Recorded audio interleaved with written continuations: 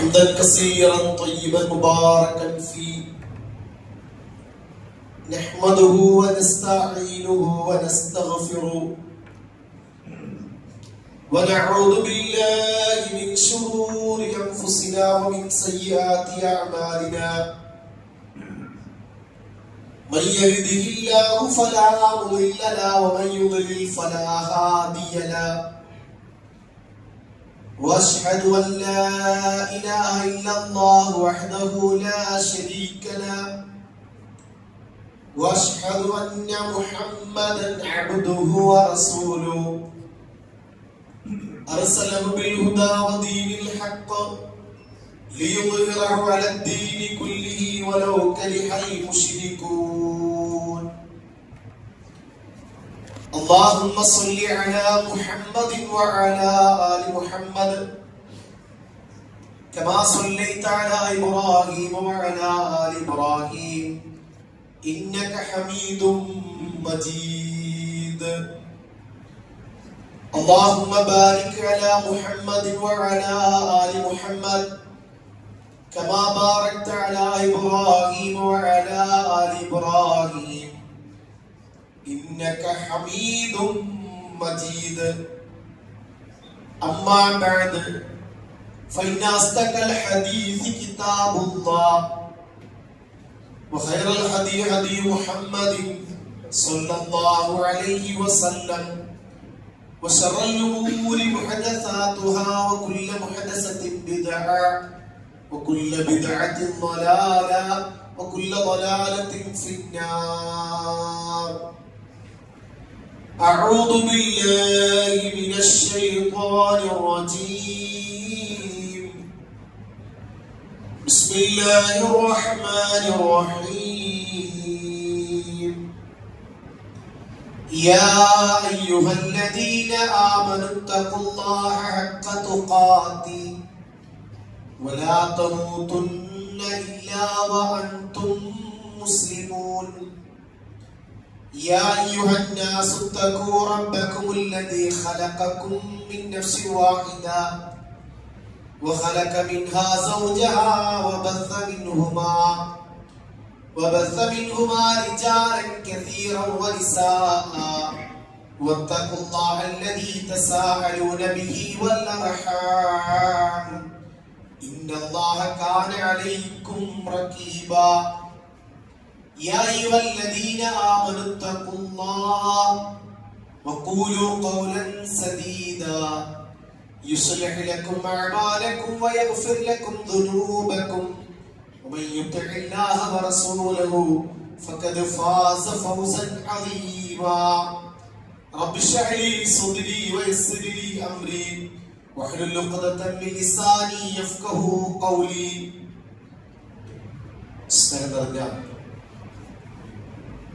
സത്യവിശ്വാസികളെ നമ്മെ ശ്രദ്ധിക്കുകയും പരിപാലിക്കുകയും ഇനിയാലൊടുങ്ങാത്ത അനുഗ്രഹങ്ങൾ സദാ നമുക്ക് നൽകിക്കൊണ്ടിരിക്കുന്ന അർഹമുർ റഹീമീനായ അടിമകളോട് ഏറെ ഇഷ്ടവും വാത്സല്യവും സ്നേഹവുമുള്ള അൽവദൂദായ അടിമകൾ ചെയ്യുന്ന നന്മകൾക്ക് 10 മടങ്ങ് അതിലേറെ നന്മകൾ വർദ്ധിപ്പിച്ചു തരുന്ന, പുണ്യം വർദ്ധിപ്പിച്ചു തരുന്ന ഷാക്കിറായ, അടിമകളുടെ പോരായ്മകളും വീഴ്ചകളും വിട്ടുവീഴ്ച ചെയ്യുന്ന, മാപ്പ് നൽകുന്ന അൽ അഫുവായ, അടിമകളുടെ തെറ്റുകൾക്ക് ആത്മാർത്ഥമായി ഖേദിച്ചു മടങ്ങിയാൽ എല്ലാ പാപങ്ങളും പുറത്തു തരുന്ന തവ്വാബായ അല്ലാഹു സുബ്ഹാനഹു തആലയുടെ കൽപ്പനകളും നിർദ്ദേശങ്ങളും അഷ്റഫുൽ ഖൽഖ് നബിയുന മുഹമ്മദ് സ്വല്ലല്ലാഹു അലൈഹി വസല്ലമയുടെ ജീവിത ചര്യകളെ കുറിച്ച് കൂടുതൽ അറിയാനും പഠിക്കാനും ജീവിതത്തിൽ നിലനിർത്തുവാനും കഴിയുന്നത്ര മറ്റുള്ളവർക്ക് എത്തിച്ചു കൊടുക്കുവാനും നമ്മൾ ഓരോരുത്തരും ആത്മാർത്ഥമായി പരിശ്രമിക്കുകയും പ്രാർത്ഥിക്കുകയും ചെയ്യണമേ എന്ന് സ്നേഹത്തോടെ നിങ്ങൾ ഓരോരുത്തരെയും പ്രത്യേകമായി ഓർമ്മപ്പെടുത്തുകയാണ്. വസിയത്ത് ചെയ്യുകയാണ്. പ്രിയപ്പെട്ട സഹോദരങ്ങളെ, സഹോദരിമാർ, ഓരോ ആഴ്ച കഴിയും തോറും ഒരിക്കലും ഒരു രക്ഷിതാവ് എന്ന നിലക്ക്, ഒരു മാതാവ്, ഒരു പിതാവ് എന്ന നിലക്ക് നമ്മളൊന്നും കേൾക്കാൻ ആഗ്രഹിക്കാത്ത, ഭയപ്പെടുത്തുന്ന, ഭീതിജനകമായ സംഭവങ്ങളിലൂടെയാണ് പല വാർത്തകളും നമ്മൾ കേൾക്കുകയും വായിക്കുകയും ചെയ്യുന്നത്. ആ സംഭവങ്ങളെ കുറിച്ച് വിശദീകരിക്കാനോ ആ സംഭവങ്ങളുടെ പശ്ചാത്തലങ്ങളെ കുറിച്ച് പറയാനോ അല്ല ഇന്ന് നമ്മൾ നമ്മുടെ ഖുതുബയിൽ ഉപയോഗപ്പെടുത്തുന്നത്. മറിച്ച് നമുക്കെല്ലാം മക്കളുണ്ട്, നമ്മൾ മക്കളാണ്, നമുക്ക് മാതാപിതാക്കളുണ്ട്, നമ്മുടെ എല്ലാം വലിയ സ്വപ്നങ്ങളാണ്, വലിയ പ്രതീക്ഷകളാണ് നമ്മുടെ മക്കൾ. ആ കുട്ടിക്കാലം മുതൽ അവരുടെ ഓരോ ദിവസങ്ങളും ഓരോ മണിക്കൂറുകളും വളരെ പ്രതീക്ഷയോടെ, പ്രാർത്ഥനയോടെ, വളരെ സന്തോഷത്തോടെ മറ്റെല്ലാം വേദനകളും മാറ്റിവെക്കാൻ നമ്മുടെ മക്കളെ ആ കളിയും ചിരിയും അവരുടെ നടത്തവുമെല്ലാം നമ്മളെ സഹായിക്കുന്നുണ്ട്, സഹായിച്ചിട്ടുണ്ട് എന്നുള്ളത് നമ്മുടെ എല്ലാം ജീവിത സത്യങ്ങളാണ്, യാഥാർത്ഥ്യങ്ങളാണ്. സഹോദരങ്ങളെ, പ്രിയപ്പെട്ടവരെ, ഇന്ന് എനിക്ക് ഓർമ്മപ്പെടുത്താനുള്ളത് റസൂലുള്ളാഹി സ്വല്ലല്ലാഹു അലൈഹി വസല്ലമ രക്ഷിതാക്കളുമായി ബന്ധപ്പെട്ട് പ്രാർത്ഥനയുടെ വിഷയത്തിൽ പഠിപ്പിച്ചൊരു ഹദീസ്. 3 വിഭാഗം ആളുകളുടെ പ്രാർത്ഥന അല്ലാഹു ഒരിക്കലും തടയുകയില്ല. അപ്പൊ നമ്മൾ ശ്രദ്ധിക്കേണ്ടുന്ന വളരെ പ്രധാനപ്പെട്ട ഒരു രക്ഷിതാവ് എന്ന നിലയ്ക്ക്, പ്രത്യേകിച്ച് ഈ അടുത്ത ആഴ്ചകളിൽ, കഴിഞ്ഞ ആഴ്ചകളിൽ നടന്ന സംഭവവുമായി ബന്ധപ്പെട്ടു അതെല്ലാം ചേർത്ത് വായിക്കും വളരെ ഗൗരവത്തോടു കൂടി മനസ്സിലാക്കേണ്ട ഒരു വിഷയമാണ്. ഒന്ന്, ദഅവത്തുൽ വാലിദി ലിവലദിഹി. അവിടെ വാലിദ് എന്ന് ഉപയോഗിച്ചത് മാതാപിതാക്കളെ കുറിച്ചാണ്. മാതാപിതാക്കൾക്ക് മക്കൾക്ക് വേണ്ടിയുള്ള പ്രാർത്ഥന, ദുആ, അല്ലാഹു ഒരിക്കലും അത് തട്ടിക്കളയുകയില്ല, അത് തിരസ്കരിക്കുകയില്ല എന്നുള്ളതാണ്. ആ പ്രാർത്ഥന അത് സ്വീകരിക്കും. 2 ഹദീസ് കാണാം. അത് അനുകൂലമാണെങ്കിലും ശരി, പ്രതികൂലമാണെങ്കിലും ശരി. ദഅവത്തുൽ വാലിദി ലിവലദിഹി, ദഅവത്തുൽ വാലിദി അലാ വലദിഹി. അതായത് നമ്മുടെ മക്കൾക്ക് വേണ്ടി അനുകൂലമായി പ്രാർത്ഥിച്ചാലും അത് ഉത്തരം തരും, പ്രതികൂലമായി പ്രാർത്ഥിച്ചാലും അതൊന്ന് സ്വീകരിക്കും. അപ്പൊ നമ്മള് നമ്മുടെ മക്കൾക്ക് നന്മയ്ക്ക് വേണ്ടി, നമ്മുടെ മക്കളുടെ ഇഹപര വിജയത്തിനു വേണ്ടി, നമ്മുടെ മക്കൾ നമുക്ക് കൺകുളിർമകളാകാൻ വേണ്ടി, നമ്മുടെ മക്കൾ നമുക്ക് നാളെ പരലോകത്ത് സ്വർഗപ്രവേശനം എളുപ്പമാക്കാൻ വേണ്ടി, നമ്മുടെ മക്കൾ മരണാനന്തര ജീവിതത്തിലെ നരകശിക്ഷയിൽ നിന്നും ഒരു തടസ്സമായി, ഒരു മറയായി മാറാൻ വേണ്ടി നമ്മൾ ആ രീതിയിൽ നമ്മൾ ആത്മാർത്ഥമായി പ്രാർത്ഥിക്കേണ്ടതുണ്ട്. ഇത് സാധാരണ നിങ്ങൾ ഖുതുബകൾ കേട്ടിട്ട് കേൾക്കുന്നു, അതിങ്ങനെ ഖുതുബ കഴിയും, അതൊരു നിർബന്ധ ബാധ്യതയാണ്. ഒരു വെള്ളിയാഴ്ച മുമ്പിനായ ഒരു മനുഷ്യനെ സംബന്ധിച്ചിടത്തോളം ഒരു പ്രസംഗം കേൾക്കൽ അന്ന് നിശ്ചയിച്ച ഒരു സംവിധാനമാണ്, ഒരു കർമ്മമാണ്. അത് ചടങ്ങ് പോലെ കേട്ടു പിരിയാനുള്ളതല്ല. കേൾക്കാനും പഠിക്കാനും പകർത്താനും പടർത്താനുള്ളതാണ് ദീനീയ അറിവുകൾ. അതുകൊണ്ട് എന്റെ പ്രിയപ്പെട്ട സഹോദരങ്ങളെ, പരിശുദ്ധ ഖുർആനിലും ഹദീസുകളിലും ഒരു രക്ഷിതാവ് എന്ന നിലയ്ക്ക് നമ്മൾ നമ്മുടെ മക്കൾക്ക് വേണ്ടി പ്രാർത്ഥിക്കേണ്ട വ്യത്യസ്ത പ്രാർത്ഥനകൾ, പ്രവാചകന്മാരുടെ പ്രാർത്ഥനകൾ മുതൽ ഉദ്ധരിക്കുന്നുണ്ട്. പലപ്പോഴും ആളുകളോട് ചോദിച്ചാല് നമ്മളെല്ലാം പ്രാർത്ഥിക്കും, ഇരിക്കുന്ന മുഴുവൻ, ഇനി പള്ളിയിൽ വരുന്നതോ വരാത്തോ ആരുമാകട്ടെ, സ്വന്തം മക്കൾക്ക് വേണ്ടി പ്രാർത്ഥിക്കാത്ത ആരുമില്ല. പക്ഷെ ആ പ്രാർത്ഥന ഖുർആൻ പഠിപ്പിച്ച പ്രാർത്ഥനയ്ക്ക് ഒരു ബർക്കത്തുണ്ട്. കാരണം അതെല്ലാം ഉത്തരം ലഭിച്ച പ്രാർത്ഥനകളാണ്. അതുകൊണ്ട് എനിക്ക് പറയാനുള്ളത്, ആ പ്രാർത്ഥന നമ്മൾ മനഃപ്പാഠമാക്കിയേ പറ്റൂ. അതല്ലെങ്കിൽ ആ പ്രാർത്ഥന നമ്മൾ നോക്കി വായിക്കാനെങ്കിലും, ആ പ്രാർത്ഥന ഒന്ന് നോക്കി വായിക്കാനെങ്കിലും സന്ദർഭത്തിന് ഉത്തരം കിട്ടുന്ന സമയങ്ങളിൽ ഒന്ന് ഖുർആൻ എടുത്ത്, ഒന്ന് ഹദീസുകൾ എടുത്ത്, ഒന്ന് ഇസ്ലാമിക കിതാബുകൾ എടുത്ത്, അറിയുന്ന ആളുകളിൽ നിന്നും അത്തരം ഒന്ന് എഴുതി വാങ്ങുകയോ വാട്സപ്പിലൂടെയോ ഒന്ന് വാങ്ങിച്ചൊന്ന് പ്രാർത്ഥിക്കാൻ ഒരു സന്മനസ് കാണിക്കണമേ എന്ന് എന്റെ പ്രിയപ്പെട്ട സഹോദരങ്ങളോട്, വിശ്വാസികളോട്, സഹോദരിമാരോട് പ്രത്യേകം ഓർമ്മപ്പെടുത്തുകയാണ്. നോക്കൂ, നിങ്ങൾ നബി സല്ലല്ലാഹു അലൈഹി വസല്ലം തുടക്കം മുതൽ പറഞ്ഞ ഹദീസുകൾ പ്രവാചകൻ പറഞ്ഞു, വിവാഹം കഴിഞ്ഞാല് തന്റെ ഇണയുമായി സമീപിക്കുമ്പോൾ എന്താണ് അവിടെ ഒന്നാമത്തെ ഒരു തുടക്കം. തന്റെ ഇണയെ സമീപിക്കുമ്പോൾ അവർ തമ്മിൽ ശാരീരിക ബന്ധത്തിൽ ഏർപ്പെടുമ്പോൾ അവർ ഇപ്രകാരം പറയട്ടെ. എന്തേ പറയേണ്ടത്? ബിസ്മില്ലാ അല്ലാഹുമ്മ ജന്നിബിനി ശൈത്താൻ വജന്നിബി ശൈത്താന അലാ മാ റസഖതന. ചിലർ ഈ പ്രാർത്ഥന കേട്ടിട്ടുണ്ട്. ജീവിതത്തിൽ ഇന്നേ വരെ ഇങ്ങനൊരു പ്രാർത്ഥനയുണ്ട് എന്ന് പോലും അറിയാത്ത ആളുകൾ. കാരണം ഇവിടെ പ്രത്യേകിച്ച് നിക്കാഹ് ഖുതുബകളിലെല്ലാമാണ് പ്രത്യേകിച്ച് ഈ കാര്യങ്ങൾ പറയാം. നിക്കാഹ് ഖുതുബ എന്താ ഇപ്പോ അതൊരു ചടങ്ങായിട്ട് അതിപ്പോ ആളുകൾ വിളിച്ചു വരുത്താൻ പള്ളിയിൽ ഒരു 10-20 ആളുകൾ വന്ന് നേരത്തെ നടത്തിയിട്ട് പിന്നെ ഓഡിറ്റോറിയത്ത് മറ്റെന്താ അവരുടെ എല്ലാ ഇസ്ലാമിക നിഷിദ്ധമാക്കിയ കാര്യങ്ങൾ നടപ്പിലാക്കാനുള്ളൊരു സ്ഥലമാക്കി അത്തരം സ്ഥലങ്ങൾ മാറ്റുക. അപ്പൊ ഏതായാലും അത് നേരത്തെ ഒരു ചടങ്ങായിട്ട് ഒരു ഭാഗത്തിടുമോ? അല്ല, അത് സമൂഹം അറിയണം, കേൾക്കണം.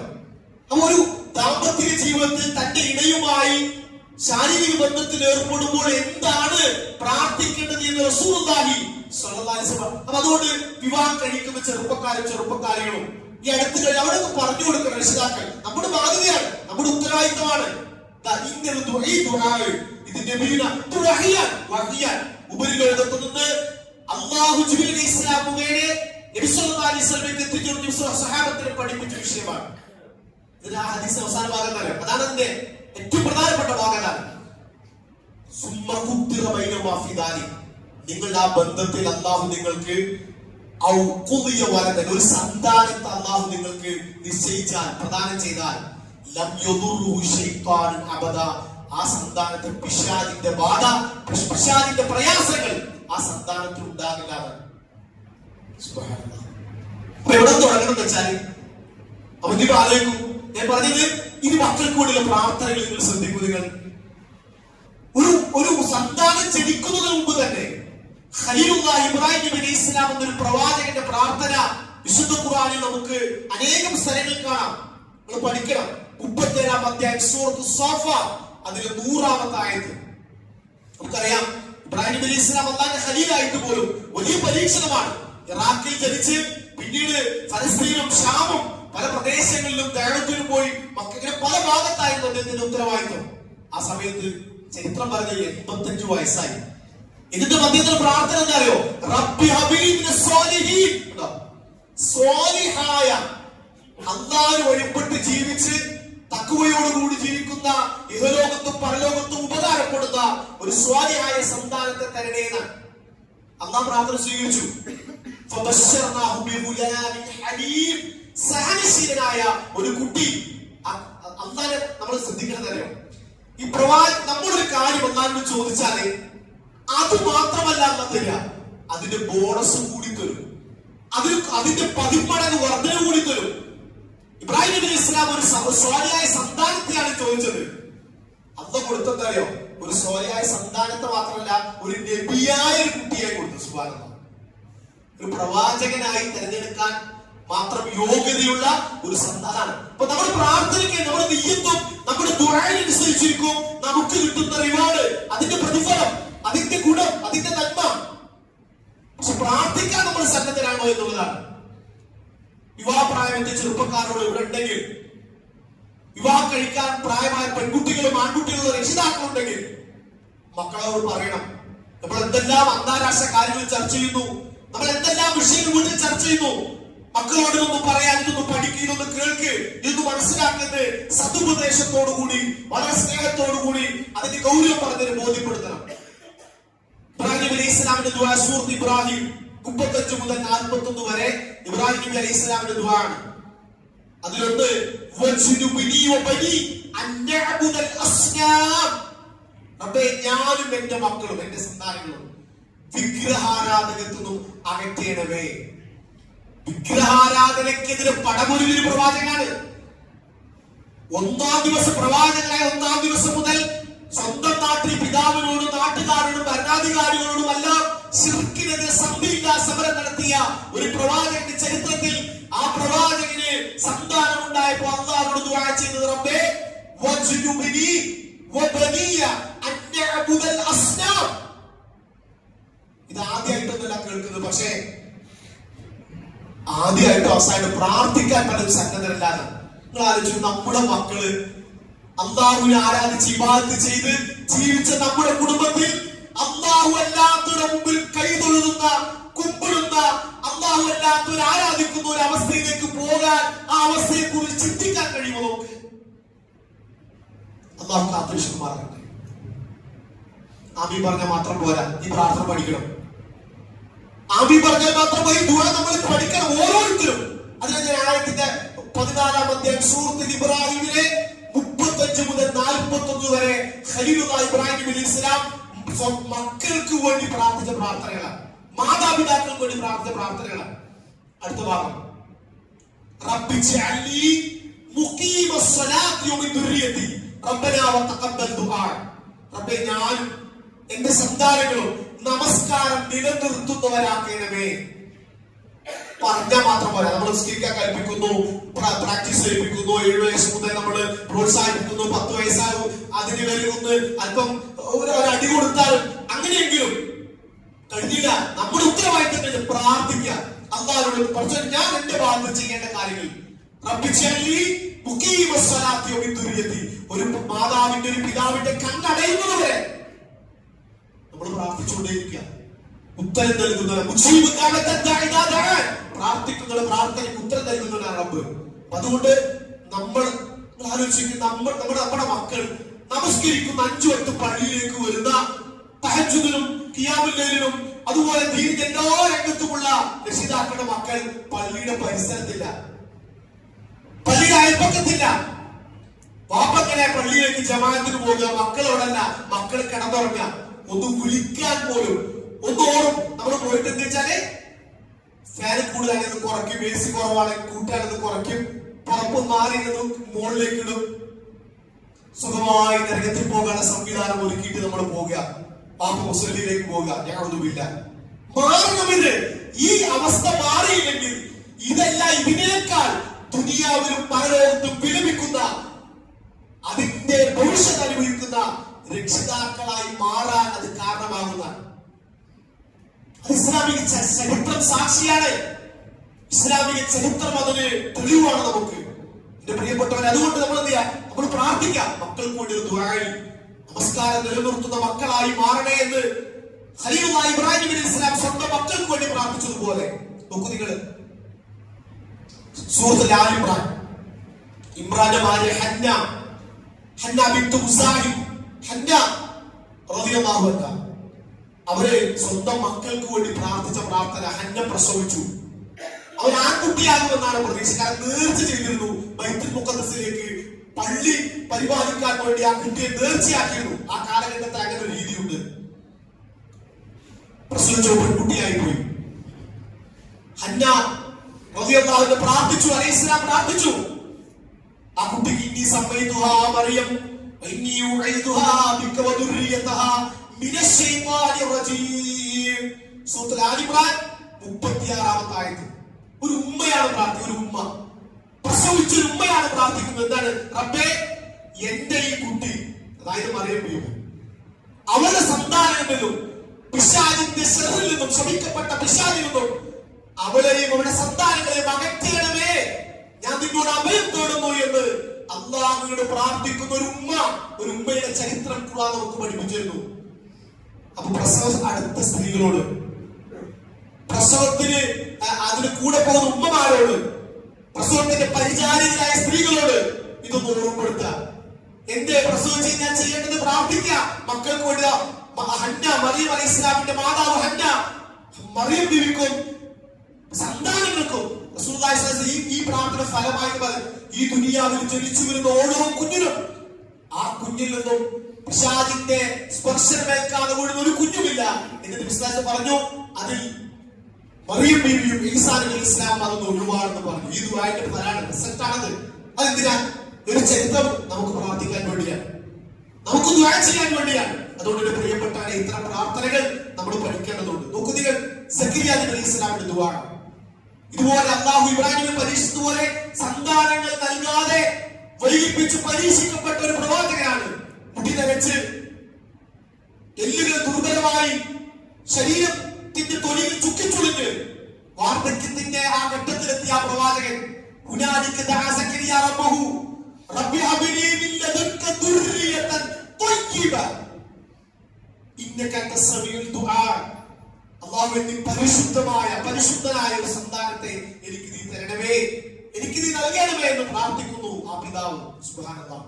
അല്ലാഹു ആ പ്രാർത്ഥന സ്വീകരിച്ചു. അപ്പൊ നമ്മളിത് പഠിക്കണം. ഇതിന് ഗൗരവം അതാണ് സഹോദരങ്ങളെ. അല്ലാഹു ഒരു സന്താനത്തെയാണ് ചോദിച്ചത്, പക്ഷേ അല്ലാഹു പേര് നൽകിയിട്ട് ഒരു കുട്ടിയെ നൽകി. എല്ലാവർക്കും അവിടെ ഉപ്പമാരും വല്യപ്പമാരൊക്കെയാണ് പേരിടുക. പക്ഷെ സക്കരിയ നബി അലൈഹി സ്വലാം എന്ന കുട്ടിക്ക് പേരിട്ടത് പടച്ചോനാണ്. പടച്ചോൻ ആ പേരിട്ട ഒരു സന്താനത്തിന് തന്നെ നൽകി. ഒരു നബിയായി അദ്ദേഹത്തിന്റെ ഗുണഗണങ്ങൾ അല്ലാഹു എടുത്തു പറഞ്ഞു അടുത്ത ആയത്തുകളിൽ. അതുകൊണ്ട് എന്റെ പ്രിയപ്പെട്ടവരെ, സഹോദരങ്ങളെ, നമ്മുടെ ഉത്തരവാദിത്വം നമ്മൾ അല്ലാഹുവിനോട് ആത്മാർത്ഥമായി സ്വാലിഹായ മക്കൾക്ക് വേണ്ടി പ്രാർത്ഥിക്കുക. നോക്കൂ, നിങ്ങൾ അതിന്റെ പ്രായം പോലും ഓരോ സമയത്തും സന്ദർഭത്തിനനുസരിച്ച് പഠിക്കേണ്ട പ്രാർത്ഥനകൾ പോലും ഖുർആൻ എടുത്തു പറഞ്ഞു.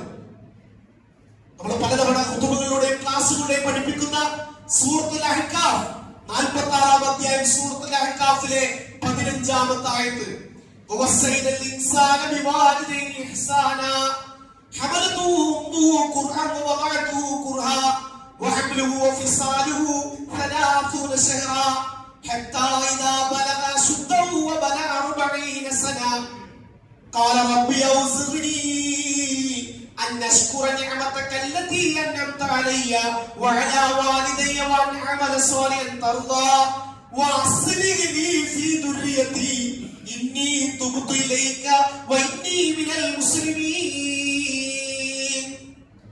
40 വയസ്സായ സ്ത്രീയാകട്ടെ പുരുഷനാകട്ടെ, മുൻപിലെത്തായ സ്ത്രീ പുരുഷന്മാർ അവർ പ്രാർത്ഥിക്കണം എന്ന് പഠിപ്പിക്കുന്ന ഖുർആനിലെ ഒരേ ഒരു ആയത്താണ്.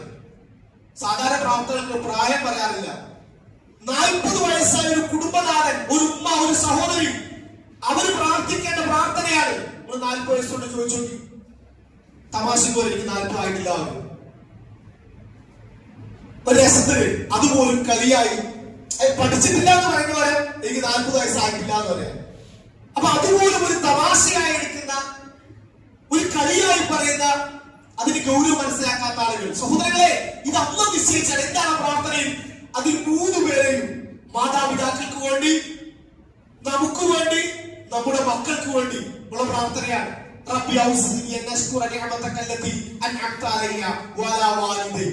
എനിക്കും എന്റെ മാതാപിതാക്കൾക്കും നീ ചെയ്ത അനുഗ്രഹങ്ങൾക്ക് നന്ദി കാണിക്കാൻ അല്ലാഹു എന്നെ നീ സഹായിക്കണമേ. കഴിഞ്ഞില്ല, വൻ അഅമല സ്വാലിഹൻ തർലാ. കേട്ടോ, നിനക്ക് ഇഷ്ടപ്പെടുന്ന, നിനക്ക് തൃപ്തിപ്പെടുന്ന അമലുകൾ ചെയ്യാൻ എന്നെ നീ സഹായിക്കണം. സുബ്ഹാനല്ലാഹ്. അടുത്ത ഭാഗം മക്കളെ കുറിച്ചുള്ള ഭാഗമാണ്. എന്റെ മക്കളെ കൊണ്ട് എനിക്ക് ഉപകാരം ഉണ്ടാവണം. എന്റെ മക്കളിൽ എനിക്ക് നീ നന്മ വരുത്തണം. സുബ്ഹാനല്ലാഹ്.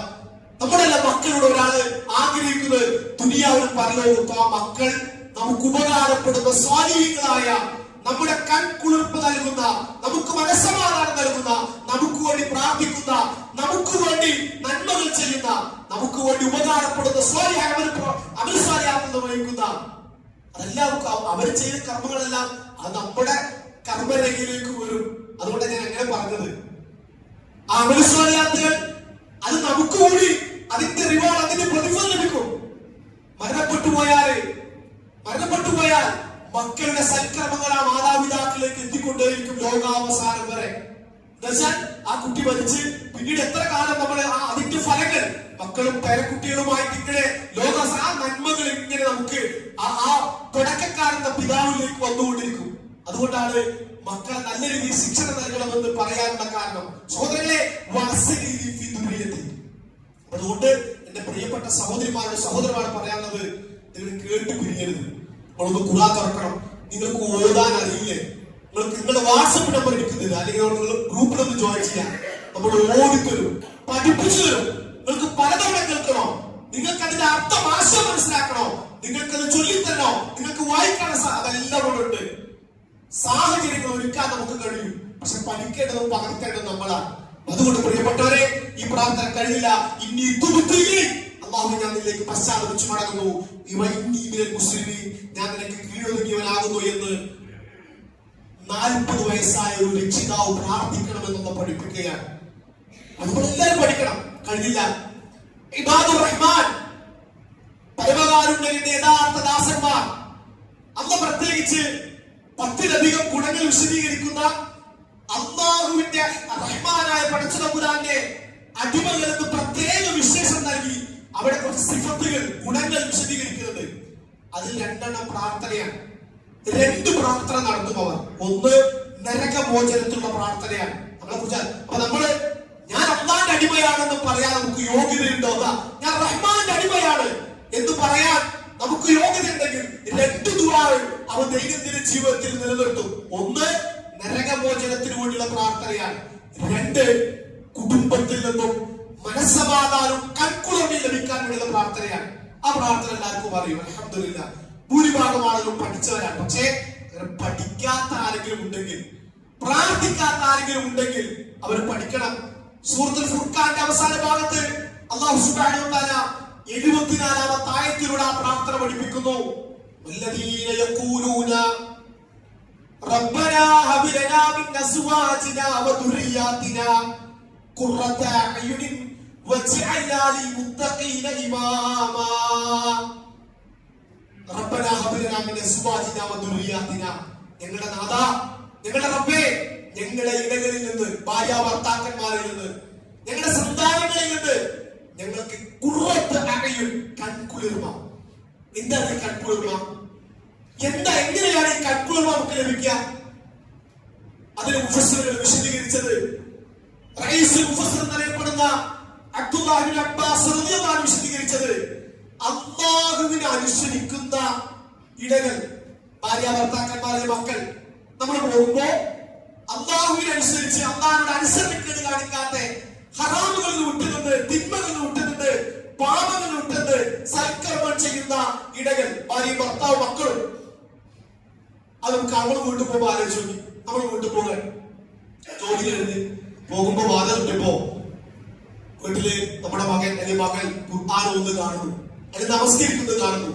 നമ്മുടെ ഭാര്യ മുസല്ലിയുമായിട്ട് അവർ ആ മുസല്ലി അല്ലെങ്കിൽ നമസ്കാരമായിരുന്നു അവർ ധരിച്ച ആ നമസ്കാരത്തിന്റെ വസ്ത്രമായി വരുന്നു, അല്ലെങ്കിൽ ഖുർആൻ ഒന്ന് കാണുന്നു, അവർ സൽക്കർമ്മം ചെയ്ത് കാണുന്നു, അല്ലെങ്കിൽ ദീനീയപരമായ അറിവുകൾ നേടുന്നവർ കാണുന്നു.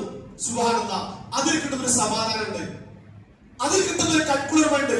ഇപ്പൊ നമുക്ക് അറിയും ഈ പ്രാർത്ഥനയുടെ ഗുണം വീട്ടിൽ കിട്ടുന്നോ ഇല്ലയോ നമുക്ക് അറിയും. നമ്മൾ വളരെ പ്രാർത്ഥിക്കലുണ്ട്, പക്ഷെ നമ്മുടെ വീട്ടിലേക്ക് പോകുമ്പോ ഇങ്ങനെ അല്ലാഹുവിനെ അനുസരിക്കുന്ന, പ്രവാചകനെ അനുസരിക്കുന്ന, അല്ലാഹുവിന്റെ അനുസരണക്കേട് കാണിക്കാത്ത, പ്രവാചകന്റെ കൽപ്പനകൾ ധിക്കരിക്കാത്ത, ഹറാമുകൾ ചെയ്യാത്ത ഒരു കാഴ്ചയാണോ നമ്മൾ കാണുന്നത് എങ്കിൽ ഈ പ്രാർത്ഥന സ്വീകരിച്ചു. അതല്ലെങ്കിൽ ആ പ്രാർത്ഥനയും ഇന്നും എന്തോ ഒരു പൊരുത്തങ്ങളുണ്ട്. എവിടെയെല്ലാമോ ചില ഒരു സ്പെല്ലിംഗ് മിസ്റ്റേക്ക്, എവിടെയെല്ലാമോ ചില പാഠപ്പിഴവുകൾ സംഭവിച്ചിട്ടുണ്ട്. അത് തിരുത്താനുള്ള അവസരം നമ്മൾ കണ്ടെത്തണം. അതുകൊണ്ട് ഒന്ന് അല്ലാഹുവിനെ പ്രാർത്ഥിക്കുക എന്നുള്ളതാണ് ഇന്നത്തെ വിഷയം. വളരെ പ്രധാനപ്പെട്ട കാരണം പ്രാർത്ഥനയ്ക്ക് വലിയ സ്വാധീനം.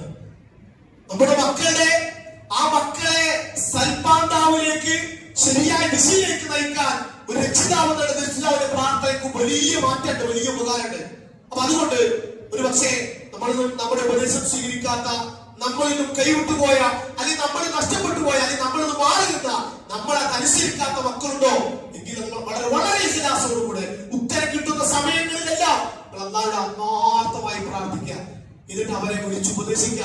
ഇനി വല്ല കൗൺസിലിംഗ് തരങ്ങൾ അവർക്ക് നൽകുക, അല്ലെങ്കിൽ നമ്മുടെ സുഹൃത്തുക്കളോട് പറയാം, അവരൊന്ന് നീ പറഞ്ഞ് ഉപദേശിക്കുക.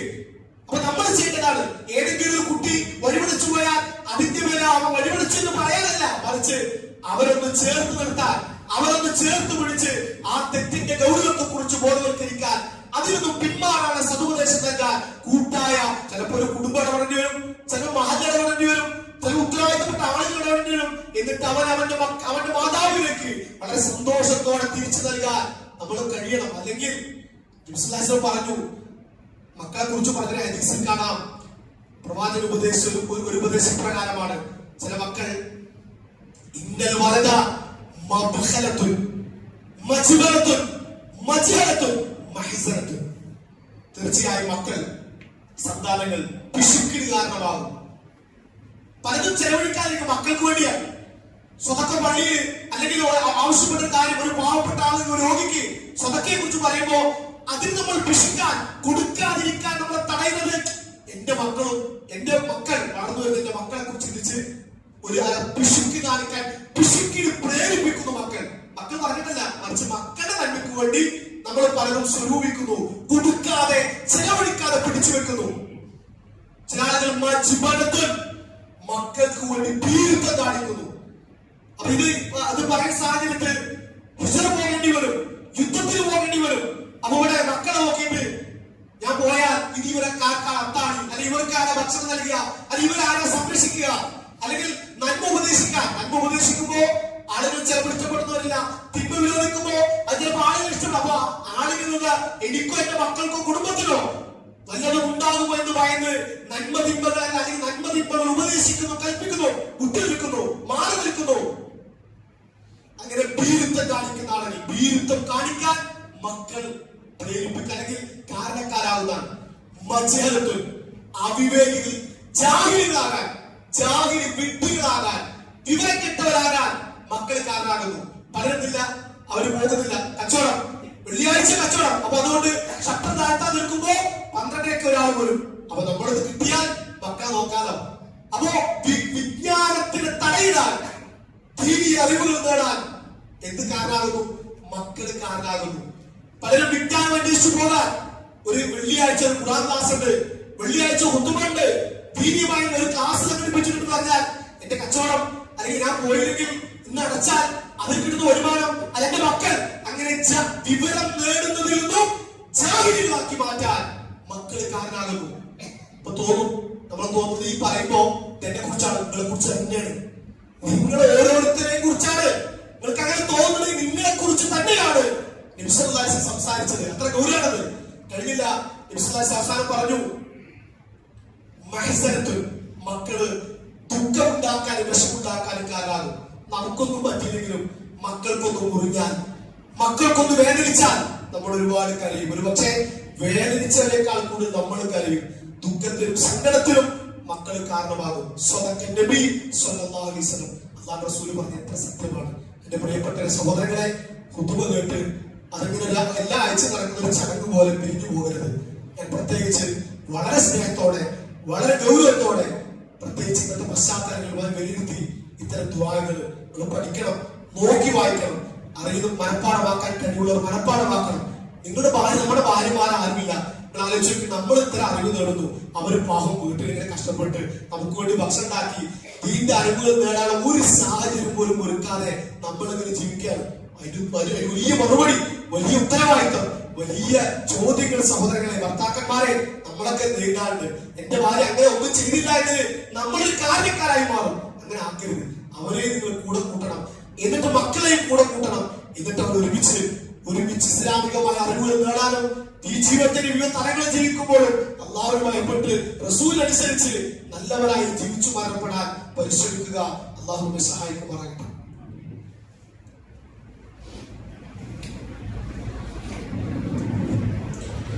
അൽഹംദുലില്ലാഹി റബ്ബിൽ ആലമീൻ വസല്ലല്ലാഹു അലാ നബിയിന മുഹമ്മദിൻ വഅലാ ആലിഹി വസഹ്ബിഹി അജ്മഈൻ വൽഹംദുലില്ലാഹി റബ്ബിൽ ആലമീൻ.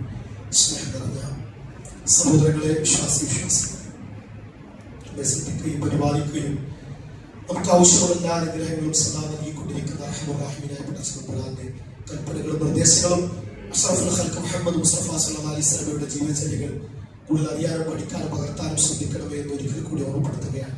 2 കാര്യങ്ങളാണ് ഇൻഷാ അല്ലാഹ് ഓർമ്മപ്പെടുത്താൻ. ഒന്ന്, ISM പാലക്കാട് മണ്ഡല വിജ്ഞാനവേദി സംഘടിപ്പിക്കുന്ന ഉനീസ് പാപ്പിശ്ശേരി എന്ന ഹാഫിളായ പണ്ഡിതന്റെ ഒരു പ്രഭാഷണം കോട്ടയം ഓടന്നൂർ ഭാഗത്ത് മഗ്‌രിബിന് ശേഷം നടക്കുകയാണ്. ഇത് പ്രത്യേകിച്ച് പറയാനുള്ള കാരണം വെച്ചാൽ അതൊരു പുതിയൊരു ദഅവത്തിന്റെ മേഖലയാണ്. അവിടെ ഒരു സലഫി സെന്റർ വന്നിട്ട് ഏതാനും മാസങ്ങളെ ആയിട്ടുള്ളൂ. അപ്പൊ അതുകൊണ്ട് അവിടുത്തെ ദഅവ പ്രവർത്തനം നമ്മുടെ എല്ലാം സാന്നിധ്യവും നമ്മുടെ എല്ലാം പങ്കാളിത്തവും കൊണ്ട് അള്ളാഹുവിന്റെ ദീൻ ഒരാൾക്കെങ്കിലും മനസ്സിലാക്കാനും പ്രചരിപ്പിക്കാനും നമ്മുടെ എളിയ പ്രവർത്തനവും സാമ്പത്തിക സഹായമൊക്കെ കൊണ്ട് കഴിയുമെങ്കിൽ എന്റെ പ്രിയപ്പെട്ടവരെ അത് വലിയ ഉപകാരമായിരിക്കും. അതുകൊണ്ട് മുഴുവൻ കുടുംബസമേതം അത്തരം ഓർക്കുക, നാം അടങ്ങേണ്ടവരാണെന്ന വിഷയത്തെ അധികരിച്ചുകൊണ്ടാണ് അവർ സംസാരിക്കുന്നത്.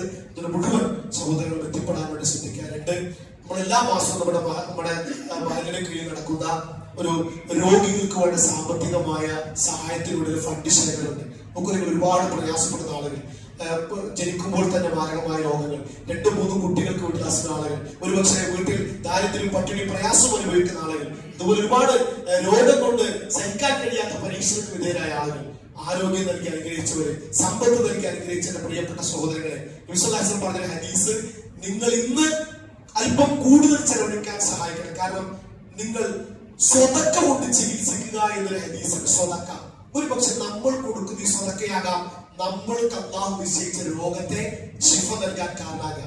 ഒരു രോഗിയെ സഹായിച്ചുകൊണ്ടായിരിക്കാം നിങ്ങൾക്ക് ബാധിക്കുന്ന രോഗത്തെ അല്ലാഹു ഇത് വെറും വാക്കല്ല, വഹീയിലെ അല്ലാഹുവിന്റെ റഹ്മാനായ നാഥന്റെ വഹീ എന്നുള്ള വാക്കാണ്. അതുകൊണ്ട് ആ ഒരു ഈമാന് ഒരാളും പിരിഞ്ഞു പോകുന്ന ഒരാളും കൈവീശി പോകരുത്. എന്താണോ നിങ്ങൾ കഴിയുന്നത് അത് പ്രാർത്ഥിച്ച അല്ലാഹുവേ ആ രോഗിക്ക് എന്റെ ഈ ഒരു രൂപ അല്ലെങ്കിൽ 5 രൂപ 10 രൂപ അത് ഉപകാരപ്പെടണേ എന്ന് ആത്മാർത്ഥമായി പ്രാർത്ഥിച്ച് നിങ്ങൾ ചെലവഴിക്കുക. നിങ്ങൾ ചെലവഴിച്ചോ, നിങ്ങൾക്ക് വേണ്ടി അല്ലാഹു ചെലവഴിക്കും. നിങ്ങൾ എന്ത് ചെലവഴിച്ചാലും അതിന് പകരം തരുമെന്ന ഖുർആനിന്റെ വാക്യങ്ങൾ, ഹദീസിന്റെ പരാമർശങ്ങൾ നമുക്ക് സ്വതക്ക ചെയ്യാൻ പ്രേരിപ്പിക്കണം. അസ്വതക്കത്ത് ഖുർആനും സ്വതക്കായ്മകൾ നമുക്ക് ഈമാനുണ്ട് എന്നതിനുള്ള തെളിവാണ് എന്നാണ് നബി സല്ലല്ലാഹു അലൈഹി വസല്ലം പറഞ്ഞത്. അല്ലാഹു ആ രീതിയിൽ വിശ്വാസ രംഗത്ത് മാറ്റമുണ്ടാക്കാൻ, കർമ്മരംഗത്ത് ചങ്ങലകൾ ഉണ്ടാക്കാൻ അല്ലാഹു നമ്മളെ സഹായിക്കുമാറാകട്ടെ. നമ്മുടെ പോരായ്മകളും കുഴിച്ചുകളും അല്ലാഹു മാപ്പ് നൽകി അനുഗ്രഹിക്കുമാറാകട്ടെ. നമ്മുടെ കുടുംബം, നമ്മുടെ മക്കൾ നമുക്ക് ഇഹലോകത്തും പരലോകത്തും ഉപകാരപ്പെടുന്ന സ്വാലിഹായ സന്താനങ്ങളാക്കി അല്ലാഹു നമ്മുടെ മക്കളെ മാറ്റുമാറാകട്ടെ. നമ്മുടെ ജീവിതത്തിൽ വന്ന എല്ലാവിധ ചെറുതും വലുതുമായ പോരായ്മകളും അവിവേകങ്ങളും അല്ലാഹു പുറത്തു മാപ്പ് നൽകി അനുഗ്രഹിക്കുമാറാകട്ടെ. നമ്മുടെ ആരോഗ്യത്തിലും കുടുംബജീവിതത്തിലും സമ്പത്തിലും ഖൈറും ബർക്കത്തും അല്ലാഹു പ്രദാനം ചെയ്യുമാറാകട്ടെ. ഈമാനോടുകൂടെ മുവഹിദായി മുസ്ലിമായി അല്ലാഹുവിനെ കീഴടങ്ങിയവരായി ഈ ദുനിയാവിൽ വേർപിരിയാൻ തൗഫീഖ് അല്ലാഹു നൽകുമാറാകട്ടെ. രോഗികൾക്ക് അല്ലാഹു ശമനം നൽകുമാറാകട്ടെ. മരണപ്പെട്ടുപോയവർക്ക് അല്ലാഹു പുറത്തു കൊടുക്കുമാറാകട്ടെ. അവരെയും നമ്മളെ ജന്നാത്തുൽ ഫിർദൗസിൽ അല്ലാഹു ഒരുമിച്ച് കൂട്ടുമാറാകട്ടെ. അല്ലാഹു യഗ്ഫിർ ലി والمؤمنات والمسلمين والمسلمات الأحياء منهم والأموات إنك مجيب الدعوات يا قاضي الحاجات ربنا تقبل دعاء إنك أنت السميع العليم. اللهم أجرنا من النار، اللهم أجرنا من النار، اللهم أجرنا من النار. اللهم إنا نسألك الفردوس الأعلى من الجنة، اللهم إنا نسألك الفردوس الأعلى من الجنة، اللهم إنا نسألك الفردوس الأعلى من الجنة. ربنا تقبل دعاء إنك أنت السميع العليم وتب علينا إنك أنت التواب الرحيم. وصلى الله على نبينا محمد وعلى آله وصحبه أجمعين. الحمد لله رب العالمين.